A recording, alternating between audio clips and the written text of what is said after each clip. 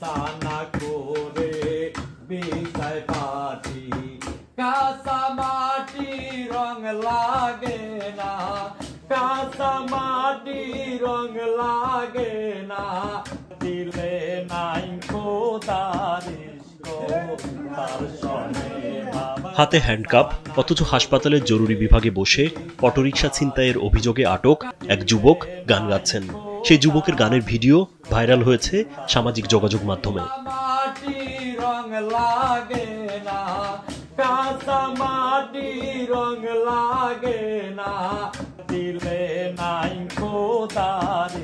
এলো ভিশন মুশকিল আসান অফার। যে কোনো ব্র্যান্ডের পুরনো ফ্রিজ নিয়ে চলে আসুন ভিশন শোরুমে আর নিয়ে যান নতুন ভিশন ফ্রিজ 20% পর্যন্ত ছাড়। ভিডিওতে দেখা যায় ওই যুবককে জরুরি বিভাগের আবাসিক মেডিকেল অফিসারের রুমে বসানো হয়েছে। সেখানে ওই যুবকের কণ্ঠে গান শোনেন আবাসিক medical officer doctor Suman Ranjan সহ 2 পুলিশ সদস্য। 1 মিনিট 31 সেকেন্ডের এমনই একটি গানের ভিডিও ছড়িয়ে পড়েছে সামাজিক যোগাযোগ মাধ্যমে। আবাসিক medical officer doctor Suman Ranjan জানান, যুবকটি মানসিক ভারসাম্যহীন কিনা তা দেখতেই তাকে দিয়ে গান গাওয়ানো হয়। বিভিন্ন জন মারছে, তো মারার কারণে গণপিটুনির শিকার হয়েছে, ঠিক আছে।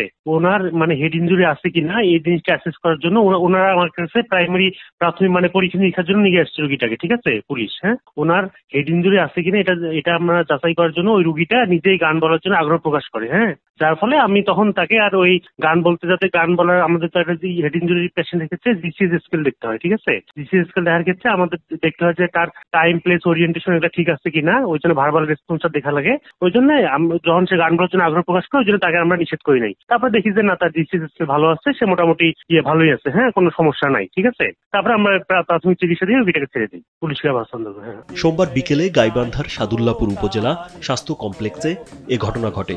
এর আগে হামিদপুর কৈপাড়া এলাকা থেকে অটোরিকশা ছিনতাইয়ের অভিযোগে ওই যুবককে আটকের পর মারধর দিয়ে পুলিশে দেয় এলাকাবাসী। পরে হ্যান্ডকাপ পরিয়ে তাকে পরীক্ষার জন্য হাসপাতালে নেয় সাদুল্লাপুর থানার পুলিশ।